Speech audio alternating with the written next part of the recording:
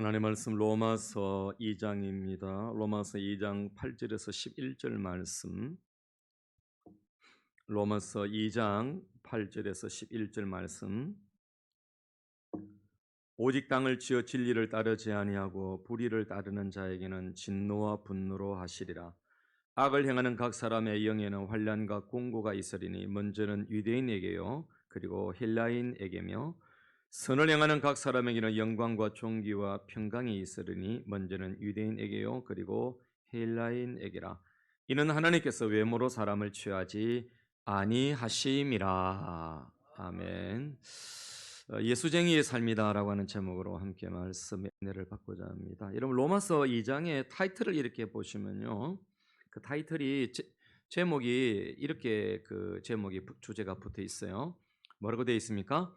하나님의 심판, 이렇게 되어 있습니다. 그러니까 이 2장의 1절에서부터 16절의 내용에 보면은요, 이방인이나 또 유대인 가운데 하나님을 믿지 않는 자들, 예수 그리스도를 믿지 않는 자들에 대한 그런 하나님의 심판, 또 그들의 죄를 지적하는 것을 보게 되어집니다.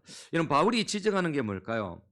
오늘 본문에서 바울이 지적하는 거 여러분 두 가지가 있습니다. 첫째는 땅을 지어서 진리를 따르지 아니하고 불의를 따르는 자, 이렇게 말을 합니다. 그러니까 여러분, 땅을 지어서 불의를 따르면은 무엇이 있느냐? 진노와 분노가 있겠다라는 거죠. 하나님께서 진노하시고 분노가 있겠다라는 겁니다. 여러분, 두 번째가 뭐냐면은 9절에 보면은 악을 행하는 영에는, 뭐 영혼을 말하겠죠. 사람이겠죠.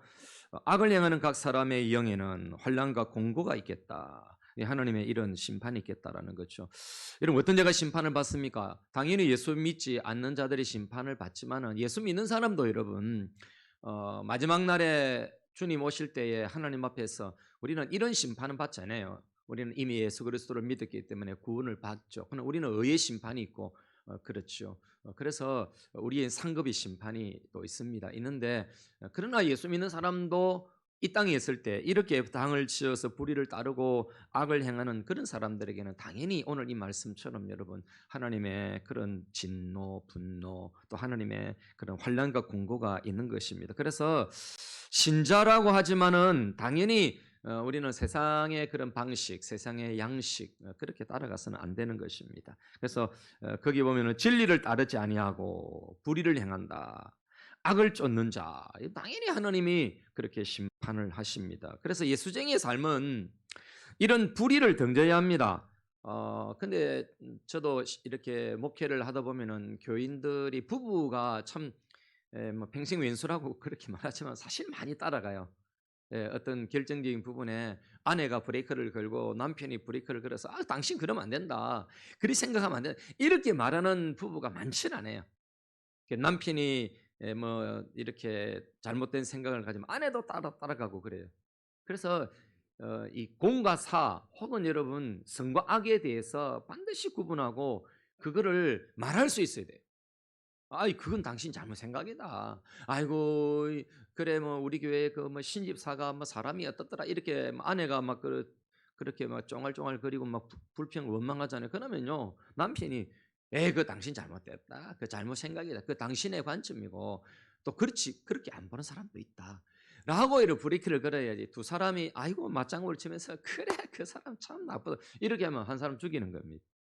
어떤 부부는 좋지 못한 것에는 뜻을 같이 아니하는 게 좋고요, 좋은 것에는 뜻을 같이 하는 게 좋아요. 여러분, 그래야 안 망합니다. 아나니아 삽비라 부부 보십시오. 둘 다 똑같이 재물을 숨겨놔놓고 작진 안 짰겠습니까? 땅 팔아는 보니까 돈이 너무 많은 거예요. 그래서 얼마나 일부를 감춰놓고 일부를 내놓으면서 이거 하나님 앞에 내가 드리겠습니다, 다 그렇게 판 재물입니다. 하나님 앞에 마음을 이미 작정했는데 그 마음을 작정대로 하지 못하고 사도들 앞에 내놓으니까 여러분, 그 남편도 죽고 아내도 곧 죽잖아요. 그러니까 참 이 부부라는 게 아주 특이합니다. 제가 이제 가끔씩 부부 사진들 이래 보면 참 닮았다, 안 닮은 것 같아도 사실은 닮아요. 왜? 서로 보고 사니까. 서로 보고 사니까. 제 아내하고 저도 밖에 나가면 많이 닮았다 그런 소리를 합니다. 이게 좋게 닮아야 됩니다. 좋게. 좋은 부분에 닮아야 됩니다. 이 예수쟁의 삶은 불신자처럼 그렇게 살면 안 되고 불의에 대해서는 등을 져야 합니다. 예? 그렇게 아니다. 그건 아니다. 아무리 니하고 내가 친하지만은 이건 아니다라고 그렇게 돌아설 수 있어야 됩니다. 그럼 바울이 유대인을 대하는 특징이 뭘까? 이런 오늘 여기 유대인 이방인만 아니라 유대인에 대해서도 그렇게 말을 하는데요. 악을 행하는 자들에게 임할 심판도 헬라인보다 이방인이죠. 헬라인은 이방인입니다. 헬라인보다도 유대인이 먼저입니다. 유대인이 먼저. 이런 구절을 한번 보십시오. 먼저는 유대인에게요. 그리고 헬라인에게다. 그 다음에 여러분 선을 행하는 사람에게도 먼저 종기와 영광과 종기와 평강이 있는데 그것도 먼저 유대인이고 그리고 헬라인이다 이렇게 말합니다. 여러분 영적 특권에는요 책임이 따릅니다. 유대인이라고 하면은 하나님을 믿는 사람들이고 말씀을 가진 사람들이고 율법을 가진 사람들 아닙니까? 하나님이 가장 먼저 자기를 계시하고 내가 하나님이라는 사실을 드러내야 되는 증인으로 증거하면서 살아야 될 민족이 누구냐? 유대인이에요, 유대인. 그런데 여러분 이렇게 선을 행하면은 하나님 앞에서 당연히 그 존귀와 영광과 이런 평강을 유대인이 먼저 누리게 될 것이고 그 다음에 헬라인이 누리게 된다는 거죠. 그런데 여러분 악에 대해서 역시 악을 행하고 불의를 행하고 그 당을 지어서 잘못된 일을 악을 행한다면은 그것도 심판도 여러분 당연히 유대인이 먼저다라고 그렇게 말씀하시는 것입니다. 그래서 여러분 그러면 우리는 어떤 예수쟁이여야 하는가? 그 예수쟁이는 누구인가? 그리고 유대인은 이런 특권을 갖고 있는데 유대인도 똑같이 뭐 이렇게 선을 행해야 되고 이방인도 똑같이 선을 행하고 해야 되는데 그럼 우리는 뭐냐라는 거예요. 이 본문을 보면서 그리스도인 우리는 누구여야 하는가? 우리는 누구인가라고 하는 거예요. 오늘 저는 첫 번째 여러분 말씀을 드리기 전에 한번 좀 이런 그리스도인이었으면 좋겠다. 제가 읽은 책 중에 그 아주 오래된 책이에요. 박계점 씨가 지은 책인데요. 1987년도에 그 나온 책인데 제가 그때 이 책을 사고는 뭐 학교 다닐 때인데 학생 때인데 엄청난 충격을 받았어요. 지금은 이 책이 나오지 않더라고요. 제가 어떤 전도사님한테 빌려드렸더니 그 전도사님이 가지고 이사를 가버렸어요. 그 제가 이 책을 찾으려니까 찾을 수가 없는 거예요. 몇 년 전에. 그래서 제가 다시 이 책을 다시 신청을 했는데 중고 가게에서 이 책을 다시금 구입을 해서 읽었습니다. 이 책에는 그 그리스도인의 삶이 어떻게 되는가? 그리스도인은 그림 물감과 같다는 거예요. 세상의 그림 물감과 같다. 그래가지고 이 하얀 그 도화지에 그 물감을 그리면은 이렇게 그리는 대로 그렇게 그대로 나타나는 것이죠. 그래서 우리 신앙이라고 하는 것은 물감과 같은 것이다. 아무것도 그리지 않으면 물감 그대로 있고 무엇인가를 그리면은 아름다운 산도 되고 바다도 되고 뭐 여러분 사랑도 되고 용서도 되고 온유한 성품도 되고 그 그림 속에 나타나는 거죠. 세상에 그려지는 거죠. 여러분 그리스도인은 그렇다는 거예요. 그림 물감이라는 거예요. 우리가 가만히 있어버리면 세상은 그림이 그려지지 않는 거죠. 여러분 당연히 유대인은 하나님의 말씀을 받고 하나님을 증거해야 되는 사람들이니까 아름다운 그림을 그려야 되는 사람들인데 그리지 못했던 것을 바울은 지적하고 있는 거예요. 오늘 이 본문을 보면서 우리는 어떻게 도전받아야 되느냐라는 거예요. 우리는 여러분 적어도 세상의 그림 물감과 같은 사람들이다. 근데 그림을 망칠 수도 있습니다. 잘못 그려서 망칠 수 있지만은 적어도 여러분 그리는 그 자체는 뭐 실력이 그 중요한 것이 아니라 아름다운 그림이 되는 거예요. 전 이제 가끔 이제 이렇게 그 길을 가다 보면은 미술학원 앞에 애들 그림 붙여 놓잖아요. 근데 지금 보니까 너무 멋있어요, 애들. 근데 우리 때의 그림은 사실적으로 그려야 돼요. 사실 그대로 그려야 돼요. 그러니까 저는 진짜 그림을 우리 여기 정은주 지사님이 하도 잘 그리시는 분이 내가 이런 말하면 또 민폐가 될지 모르겠는데 저는 막 그림을 좀 색다르게 그렸어요. 다른 친구들이 안 그리는 방향으로 각도로 가지고 그림을 그리고 그래서 상을 이제 좀 많이 받았는데 그때 이제 시각으로 지금 아이들의 그림을 보면 그림이 아니에요.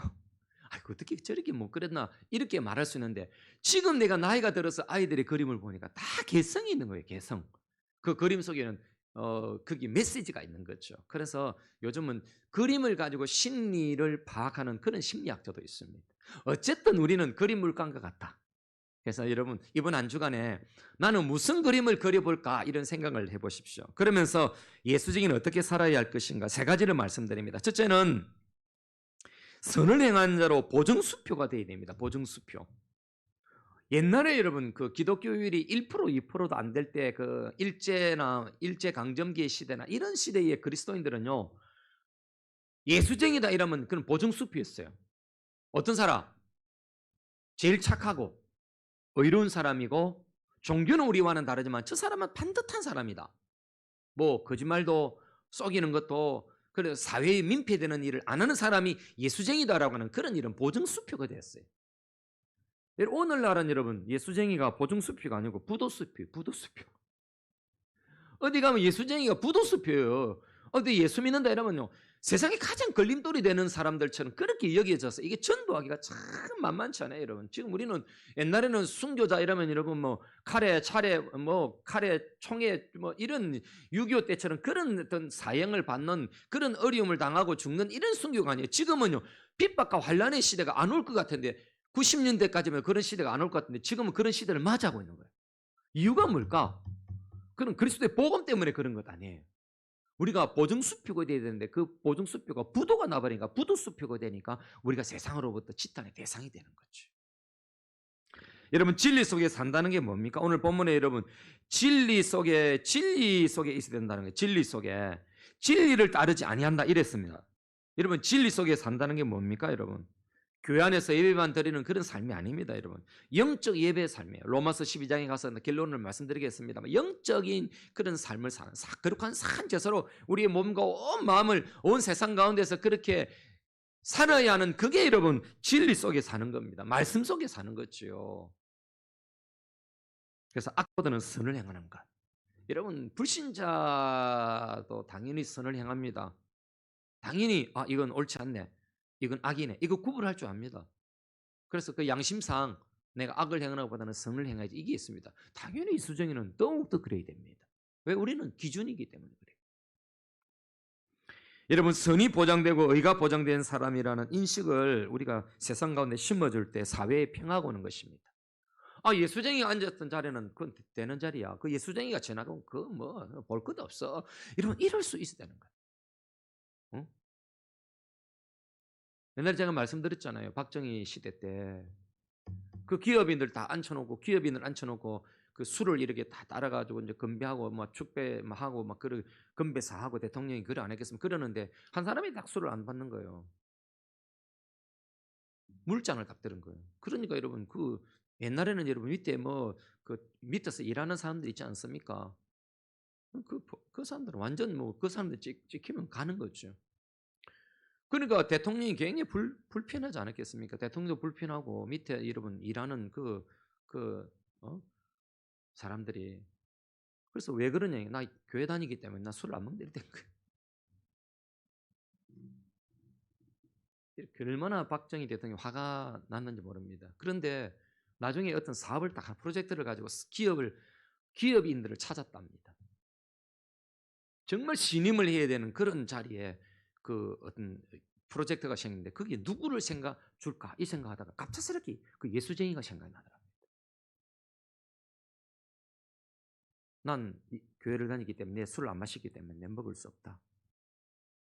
그렇게 말한 그 예수쟁이를 불러서 그 사람에게 큰 국가의 프로젝트를 맡겼다는 그런 뒷이야기가 있습니다. 여러분 우리가 보증수표가 되는 사람. 응? 이 보증수표로서 우리는 세상에서 우리의 가치를 드러내야 됩니다. 아까 말씀드렸잖아요. 우리는 기준이 돼야 돼요. 절대적인 선을 가진 자들이 무너지면 안 됩니다. 버팀목이 무너지는 거죠. 모범이 없어짐으로 타락하게 되는 것입니다. 기준이 없으면 어찌 되겠습니까? 군대에서 기준이 있잖아요. 기준 그러잖아요. 그 기준이 있어요. 사회의 교회는 그리스도인은 기준이 돼야 되는 거예요. 그 사람을 따르고 되면 된다. 그 사람을 중심으로 열을 쓰면 된다라는 거예요. 그 사람이 기준점이라는 거예요. 그 사람이 다림줄이고 그 사람이 버팀목이라는 거였죠. 그래서 여러분 성도는 죄악된 세상에 보류로 남아야 됩니다. 응? 아브라함이 의인 10명을 찾을 때 가만 생각 없거든요. 의인이 안 되는 거죠. 10명이 안 되는 거죠. 그 소금기둥, 불기둥이 되잖아요. 망하잖아요. 여러분. 우리는 기준이 돼야 되고요. 착한 나팔이 돼야 돼요. 착한 나팔. 세상에 착한 나팔. 응? 깨우는 나팔. 세상에 나침반이 돼야 돼요. 나침반. 방위를 결정짓는 나침반. 아, 예수쟁이가 가르치면 그거 맞는 거다. 그거 맞는 길이다. 이럴 수 있어야 돼요. 에이, 그 예수쟁이 말하는 거 다 틀린다. 그 틀린다. 그거 아니다. 저 사람들 빽딱한 사람들은 이렇게 하면 안 되는 거지. 요즘 이런 내비게이션이 참 우리의 상상을 초월하잖아요. 그래 여자 말 들어야 된다고 집에 있는 아내 말 들어야 되고 내비게이션 여자 말 들어야 된다고. 그러니까 어떤 사람이 남자 목소리로 바꾼 사람도 있더라고요. 강호동 목소리입니다. 여러분 그 내비게이션이요 무시 못합니다. 저는 요즘 옛날에는 좀 고집이 저도 좀 세거든요. 아는 길은 내가 간다. 뭔 아는 길인데 싶어서 간데 진짜 많이 밀리더라고요. 근데 내비를 딱 틀어놨는데 그 길을 가면 안 되고 다른 길을 가라고 하는 거예요. 그 내가 이 내비 보고 이 자식이 전심을 안 먹어서 왜 이래 멍청해. 그 길은 거기는 멀어 돌아가. 이 길이 바른 길이야. 내가 그 길 갔는데요. 어마어마하게 사고가 나가지고 밀렸는데요. 20분, 30분 밀린 거. 아니 몇 분이면 갈 수 있는 거리 2, 30분 걸리는 거죠. 내비는 똑똑해가지고 위에서 보고 딱 아는 거죠. 여러분 우리는 그리스도인들로서 우리는 하나님의 그 성령님의 은혜와 지시와 말씀의 기준점을 가지고 우리는 세상에서 내비게이션이 되는 거예요. 이 길로 가야 됩니다. 이게 사는 길입니다. 이게 바른 길입니다. 이렇게 말할 수 있다는 거지. 어떤 사람은 사기치는데 기준점이 되는 사람이 가끔 있어요. 아주 가끔.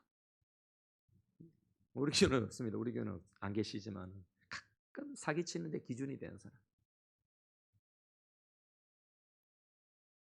이건 옳지 못하는 것입니다. 그래서 상상을 뛰어넘는 그런 많은 사람들에게 기준이 되어야 합니다. 정체성에 관한 예수님의 말씀 우리가 잘 아는 말씀이지요. 마태복음 5장 13절 14절에 산상수훈 가운데 뭐라고 말씀하십니까? 13절에 세상의 소금이다. 너희는 세상의 소금이다. 정체성입니다. 이런 being입니다. being. 그리고 doing이 있어요. 그러니까 어떻게 세상의 소금의 역할을 해야 되는 거예요. 여러분 doing이 아니에요. 하나님이 이렇게 해야 된다 이렇게 말씀하지 않고 being의 존재예요. 존재. 너희는 세상의 소금이다라는 거예요. 너희는 세상의 빛이 되어라가 아니라 doing이 아니라 너희는 세상의 빛이다라는 거예요. 존재요. 존재. 소금이 우리 성경에는 짠맛을 낸다 맛을 내는데 당연히 소금이 들어가야 되죠. 제가 아무리 생각해봐도요 그 매운맛을 내는 건 많아요. 매운맛 내는 게 뭐 있습니까? 제일 중요한 거 고추죠. 또 매운 게 뭐 있습니까? 마늘. 또 음식 중에 매운맛 나는 거 예? 양파. 양파. 이렇게 대단하면 생강 맵나? 그리 많아요. 짠맛 나는 거 아니 소금 빼고 간장에 뭐 들어갑니까? 소금 들어요. 소금이 들어가니까 짠 거죠. 나머지는 소금을 대신할 게 없어요. 한번 연구해 보세요. 있는가? 소금 성분이 들어가지 않고 짠맛 나는 거 말씀해 보세요. 저는 못 찾았습니다. 예? 상초? 함초. 그것도 바다에 있으니까 짜지. 그러니까 소금이 들어간 거지. 소금하고 바다나 이런 것 포함이 소금하고 관계 없으면서 짠맛을 나는 찾지 못하겠더라고. 한번 연구해 보세요. 없어요. 그 세상의 소금이라는 것은 절대적인 기준이에요. 절대적인 기준. 매운 것은 많아요. 단 것은 더더욱 많고. 근데 그 소금이 하는 역할이 짠맛을 낼 뿐 아니라 맛을 낼 뿐 아니라 그 맛이 다 들어가요. 간장을 넣든 소금을 넣든 맛이든 뿐만 아니라 이러면 소금이 하는 게 많아요. 소독도 해요. 소독. 그죠? 여러분 감기 걸리면 목에 가글가글 소금을 하면 굉장히 좋아요. 그죠? 소독도 해요. 또 뭐 합니까? 부패를 방지하기도 하죠. 그죠? 소금 넣잖아요. 저는 그 안동 지방의 그 강고등어 와 짜죠. 그 상하지 않게 하는 거. 뭐 그 외에도 이런 많아요. 여러분 김장할 때 뭐 합니까? 소금 치죠. 왜? 짠맛 나라고? 물론 있겠지만은 숨이 죽으라고. 여러분 숨 죽이는데 소금이 달아요. 땅 있죠, 땅. 테니스장 있죠. 고르게 하는 게 뭐 뿌린 줄 압니까? 소금 뿌립니다. 소금 뿌리고 비 오고 나면요, 땅이 고라하게 좋아요. 이 소금이라는 게 어마어마한 역할을 하는 거예요. 여러분 태양 빛은 또 많죠. 뭐 어마어마한 일을 하잖아요. 여러분 우리가 그런 존재라는 거예요, 여러분. 존재이기 때문에 being이기 때문에 doing은 반드시 따라야 하는 것이죠. 여러분 두 번째가 뭐냐면 예수쟁이 어떻게 살아야 되느냐. 두 번째는 이런 특권 의식을 악용하지 말아야 됩니다. 성도라는 그 직분 있죠. 이 특권 의식. 여러분 죄 짓는데 악용하면 안 됩니다. 그 불신자들이 그렇게 말하잖아요. 아 예수쟁이들은 그러면 너 죄 짓고 회개하면 하나님이 받아주신다면서. 그럼 죄 짓고 회개하고 회 짓고 그러면 되겠네. 그게 아니에요, 여러분. 로마서 6장에서 여러분 뭐라고 했습니까? 우리가 은혜를 받은데 어떻게 죄를 지으리요? 그렇게 말했거든요. 그러니까 여러분 그 특권 의식을 갖고 그런데 죄 짓는데 악용하면 안 되는 겁니다. 뭘 해야 되느냐? 우리의 특권 의식을 가지고 사명과 우리의 의무를 감당해야 되는 겁니다. 그게 뭡니까, 여러분? 그거 뭐 많아요. 이 성도라는 직분, 목사라는 직분, 장로와 권사, 집사라는 이 직분, 이 특권의식, 여러분 이것은 악용하는 데 쓰면 안 돼. 여러분 교회 안에서 악용하면 쓰면 안 되는 겁니다. 성도의 특권의식은요, 오직 십자가의 삶에서 열매로 나타나야 부작용이 없습니다.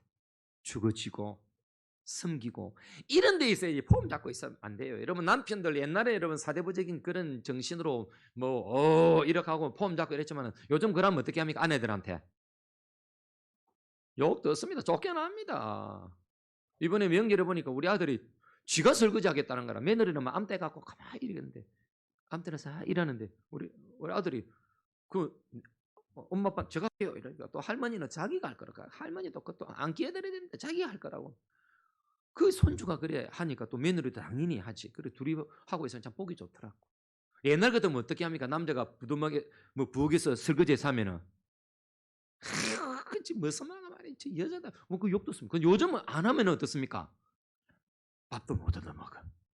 최 집사님하고 우리 다 남자들은 설거지 하셔야 됩니다. 우리는 여자가 많아가지고 제가 어쩔 수 없어요. 하고 싶어도 여자가 많으니까. 그런 게 뭐냐? 여러분 그 특권의식 무너뜨려. 다른 데에서 여러분 우리가 특권의식 십자가의 삶이 뭐 특별하게 우리가 십자가 지고 막 그렇게 가는 게 뭐 있겠어요? 가정에서 그런 거 무너뜨리는 것이죠. 그런 거 무너뜨리는 거. 여러분 아내들도 마찬가지입니다, 여러분. 엄마라고 폼 잡고 있다 해서 애가 바로 자라는 것 아닙니다. 우리 아이가 변했어요 프로그램 보십시오. 요즘 또 달리 나오죠 프로그램 이름이. 그분 굉장히 굉장하더라고 그 상담사. 정말.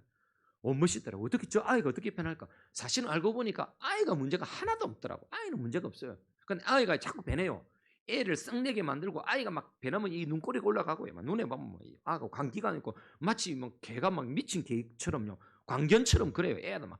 근데 알고 보니까 나중에는 변해요. 애가 완전 눈이 변해요. 누가 그렇게 변하게 하느냐? 원인은 엄마예요, 엄마. 엄마가 폼 잡고 애 낳고 그냥 엄마의 권위를 가지고 막 윽박지르고 하지 마라 하고 애를 제약하고 이러니까 애가 바보처럼 되고 막 애가 완전 광견병 걸린 것처럼 그렇게 돼버리는 거야. 근데 엄마가 딱 변하니까 애가 변하는 거야. 엄마라고 하는 권위의식, 특권의식 같은 그런 우월적인 그런 위치로 안 되는 거죠.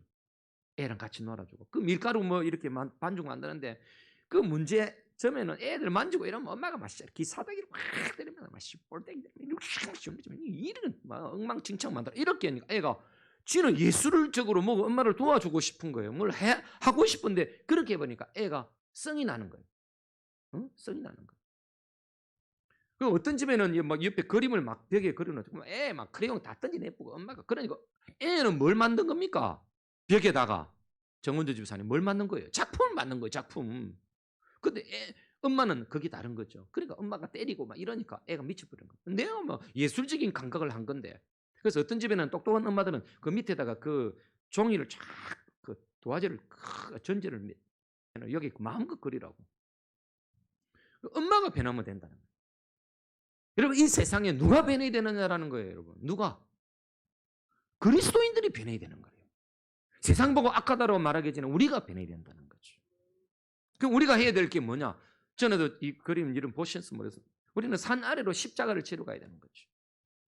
마가복음 9장에서 여러분 하늘나라 보여줬는데 그 하나님의 나라에서 그 하늘나라에서 뭐 베드로는 여기 초막 새 찍고 이자 그러겠지만 예수는 뭘 했습니까? 산 밑으로 내려가자. 뭐 때문에 산 밑으로 내려갑니까? 산 밑에 내려가서 십자가를 져야 되거든. 하나님의 나라는 어떻게 완성이 되느냐? 여러분 산 밑으로 내려가서 십자가를 침으로 되는 거라. 이런 교회 성도들은 어떻게 이 세상을 아름답게 하나님의 나라를 만들 수 있느냐? 그건 산 밑으로 내려가서 동네에 내려가가지고 세상 사람들과 더불어서 십자가를 지고 몸을 몰고 헌신하고 그래야만 이 세상은 변하는 것이지요. 그게 기준점이죠. 그게 기준점. 그래서 여러분 특별한 위치는 특별한 사명을 요구합니다. 여러분 야고보서 3장 1절에 뭐라고 말씀하십니까? 내 형제들아 너희는 선생된 우리가 더 큰 심판을 받을 줄 알고 선생이 많이 되지 말라. 너무 많은 특권 의식을 가지고 교회에서도 여러분 그런 선생이 많이 되고자 하지 마라. 사실은 선생이 되면 더 섬기게 되고 더 용서하고 더 발을 씻어주는 그런 일을 해야 되는 것입니다. 요모 13장 14절에 뭐라고 말씀하십니까? 내가 주와 또는 선생이 되어 너희 발을 씻었으니 우리 예수님은 선생이었는데도 가장 위대한 선생님에도 불구하고 뭐 했습니까? 제자들이 발을 씻어준 거거든. 그걸 해라는 거예요. 그걸 해라는 거죠. 여러분 세 번째는 예수님은 어떻게 살아야 하는가? 외모보다 중심을 바르게 하고 살아야 됩니다. 외모보다 중심을 바르게. 오늘 본문에서 나타나는 저는 본문을 보면서 이렇게 말씀하죠. 이는 하나님께서 외모로 사람을 취하지 아니하심이라 이랬잖아요. 하나님 외모를 가지고 평가하지 않는가? 하나님은 중심을 보시고 평가하신다라는 거예요. 아까 제가 소개한 그림물감과 예수쟁이 그 책 있잖아요. 그 박계점 씨가 이렇게 글을 적었더라고. 책 내용에 확대 지향의 늪에 빠져 허우적거리고 있는 한국 기독교회 교회 개혁을 위한 시대적 요청은 어느 시대 어느 때보다 절실하게 느껴진다. 여러분 이게 1980년도에 이 글을 적었어요. 오늘날은 더더욱 교회는 제가 볼 때는 더 허우적거리는 늪에 빠져 있는 거예요. 목사들이 지향하는 게 뭡니까? 큰 교회 아닙니까? 교회가 여러분 큰 예배당을 짓고 여러분 수백억 빚을 지면서 예배당을 지어놓고 여러분 거기에서 여러분 그걸 가지고 자랑하고 폼 잡는 그게 여러분 교회입니까? 아닙니다 여러분. 교회는 그런 것도 아닙니다. 초대교회는 그런 어리어리한 건물이 없었습니다. 그냥 가정마다 모여서 예배드리고 어느 한 장소를 정해서 그냥 예배드리고 그랬을 뿐입니다. 여러분. 자랑하는 게 뭐 있으면 건물이 아닙니다. 뭐였습니까? 성도들의 삶이 자랑이었고 그들이 소금과 빛으로서 살아가는 그 자체가 자랑이었다니까요. 한국 교회는 변해야 됩니다, 여러분. 너무 외형적이고 화려하고 웅장한 그런 건 좋지 못하는 것입니다. 그래서 우리가 중심을 아름답게 예쁘게 해야 됩니다. 거룩이 그 중심으로부터 외모까지 우러나와야 됩니다. 내가 갖고 있는 이 거룩이요 밖에만 폼 잡고 그런 거룩이 아니라 이게 안에서부터 확 있어서 밖으로 나와야 돼요. 회칠한 무덤과 같은 그런 거룩, 외식이 아니라 내 속에서부터 거룩이 일어나야 되는 거예요. 그래서 어떤 분이 그렇게 말하는데 참 그 말이 맞아요. 혼자 있을 때 그 사람이 뭘 하느냐가 자기의 거룩을 결정짓는다 그렇게 말했어요. 그러니까 사람들이 많은 가운데서 거룩한 척하는 게 아니고 내가 진짜 혼자 있을 때 거룩하냐라는 거죠. 우리가 외적인 갖춤보다는요 그 중심을 바르게 갖춘 자로 살아야 됩니다. 우리의 중심이 참 예쁜 사람이다. 그런 사람. 외적 성장보다는 내적인 성수가 건강을 더 살펴야 됩니다. 그래서 한국 교회나 또 우리 자신도 마찬가지입니다. 내적으로 다 안정되고 내적이 아름다운 그런 교회, 그런 성도가 되어져야 하는 것입니다. 여러분 사무엘상 16장 7절에 보면은요, 그게 이런 내용이 나오잖아요. 그 사울이 이제 그 앞에 15장에 보면은 사울이 아말렉을 딱 진멸하는데 이 사무엘 하나님의 부름을 말씀을 받아가지고 다 진멸하라 했거든요. 하나님께서 받으시기 위해서 다 진멸하고 그냥 다 죽여버려라. 소고 양이고 막 염소고 막 다 죽이라. 모든 것 다 죽이고 모든 것 다 불사르고 없애라 이랬어요. 그런데 사울이 딱 전쟁을 아말렉에 이겼어요. 이긴데 보니까 어마어마한 양도 소도 재물도 많거든요. 그래서 그것들을 귀한 거를 이렇게 다 빼냈어. 그걸 다 그렇게 감추고 그리고 양과 소를 잡아가지고 하나님 앞에 번제를 드렸어요. 그때 여러분 사무엘이 늦게 나타나는 딱 보니까 이상한 냄새가 나거든. 양소리가 들리거든. 이게 뭐냐라는 거예요. 당신이 늦게 와서 그냥 이렇게 제사를 하나님께 드렸다. 아니 이거 다 진멸하라는데 왜 드렸냐? 그러면서 하신 말씀이 뭡니까? 여호와께서 번제와 다른 제사를 그의 목소리를 청종하는 것을 좋아하심과 같이 좋아하시겠습니까? 순종이 제사보다 낫고 듣는 것이 순양의 기름보다 낫다. 이렇게 말했어요. 하나님 말씀 들으라는 거예요. 진멸하라면 진멸해야지. 그런 제사 드리는 거 하나님 기뻐하지 않고 오직 말씀 듣는 거 순종하는 그게 더 좋다는 거예요. 그러면서 여러분 이제 기름 부음을 여러분 사울이 범은 아직 살아있음에도 불구하고 하나님의 다음에 왕을 세울 자로 하나님이 이 사무엘이 길을 떠나서 누구를 세웁니까? 다윗을 세웁니다. 근데 다윗에게는 형제들이 있잖아요. 그 형제들을 하나하나 보니까 너무너무 좋은 거라. 다 세우고 싶고 다 기름 부으려고 하나님이 아니라는 거예요. 그때 하신 말씀이 사무엘상 16장 7절 말씀이에요. 하반절에 사람은 외모를 보지만은 나 여호와는 중심을 본다. 이렇게 말씀하신 거예요. 그러니까 그때의 그 다윗의 형제들 중에 그 형제 중에 누가 가장 중심이 바른 사람이었느냐? 선한 사람 다윗이에요. 다윗. 그 막둥이 다윗이 여러분 아주 하나님 앞에 의를 속에 선한 사람이었다 이 말이에요. 중심이 예뻤단 말이에요. 베드로전서 3장 3절에서 4절에 이런 말씀이 있습니다. 너희의 단장은 머리를 꾸미고 금을 차고 아름다운 옷을 입는 외모로 하지 말고 같이 읽겠습니다. 오직 마음에 숨은 사람을 온유하고 안정한 신령에 썩지 않을 것으로 하라. 이는 하나님 앞에 값진 것이니라. 이런 온유하고 안정된 썩지 아니할 건 무엇이겠습니까, 여러분? 그게 값진 것이라는 거죠. 중심을 이쁘게 해라. 마음을 이쁘게 해라. 그러면 마음이 예쁘면 당연히 얼굴에도 표가 나고 여러분 눈에도 표가 납니다.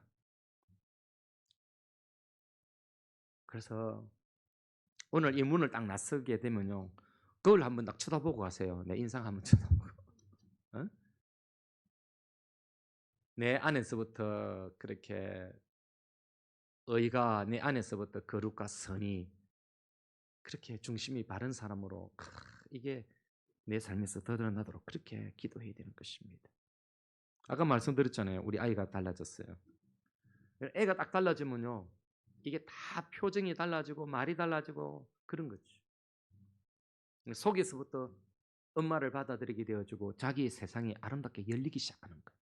되게 문제를 일으키는 아이들 보면 자기 세상이 좁아요. 그래서 전투를 해가지고 악을 뿌려갖고 자기의 세상을 넓히려고 하는 거예요.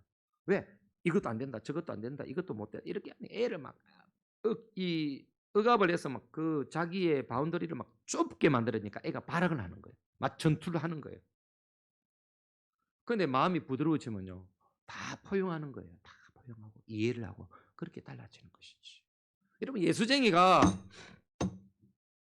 그래야 된다는 거지. 이런 말 들어봤습니까? 아이고 그 예수쟁이 참 째째하다 이런 말 들어봤습니까?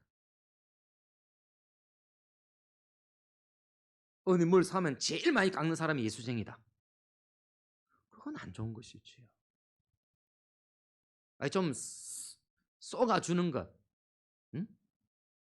좀 째째하다는 소리 안 듣고 아이고 내가 저 사람 분명히 쏘기는데 알면서도 쏘가주는 것, 여러분 그게 예수쟁이여야 하는 것이지.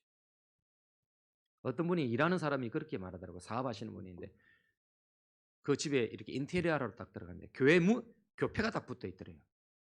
그래서 처음에는 너무 좋았대요. 이분이 교회 다니 얼마 안 되니까. 아, 교인이니까. 그런데 공사를 하고 인테리어를 하는데 깍짝어. 나 얼마 남기지도 않고 그 사업을 끝냈다는 거예요. 근데 그 다음에 또 어느 집에 가니까 또 교패가 붙어 있더래. 어느 교회가 아이고 전에는 뭐 그 사람 좀 별로인데 이분은 그러지 않겠지 했는데 또 그렇더래요. 그래서 나중에는 이게 그냥 트라우마가 생겨가지고 아 예수쟁이 문패가 붙은 거야. 아이고 예수쟁이 째째하다. 그래서 그 사람이 신앙을 버린 건 아니에요. 제가 그 말 하더라고요. 실제로. 목사님 왜 예수쟁이들 왜 그럴까요? 우리가 왜 그래야 됩니까? 꼭 악을 행하는 이거를 떠나서 우리는 정말 남에게 이쁜 마음이 되어야 되거든요.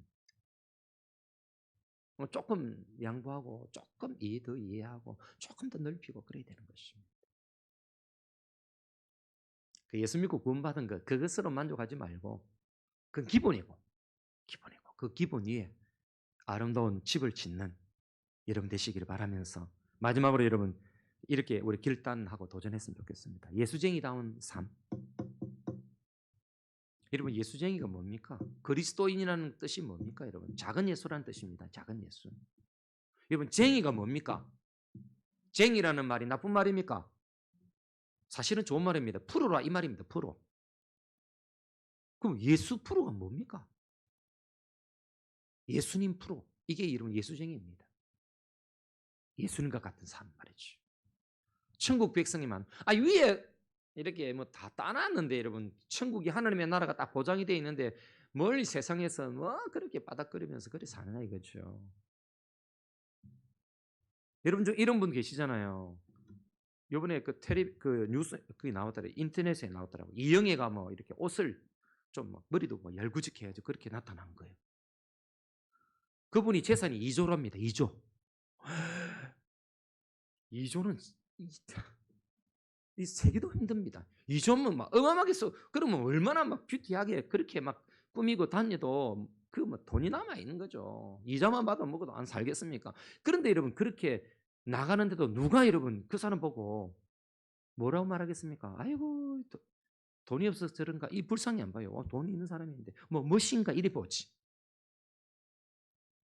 근데 내가 2조가 있으니까 그리고 나가도 뭐 자존심 꾸겨질 것도 없어요. 내 돈 있는데. 내 후배 중에 돈 좀 많은 후배가 있어요.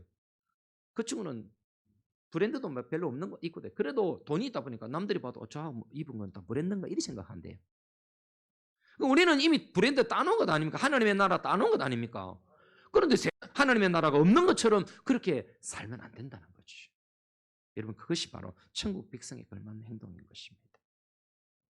여러분 겉만 번질한 그리스도인이 아니라 겉도 속도 거룩하게 오늘 조금 우리가 예수님의 보혈로 좀 그렇게 성령님으로 우리 속을 조금 더 변화시키는 한치라도 좀 옮겨놓는 그런 여러분 되시고 저와 여러분 되시기를 그래서 하나님의 영광을 드러내는 우리 큰나라 성도들 되시기를 주의 이름으로 축원합니다.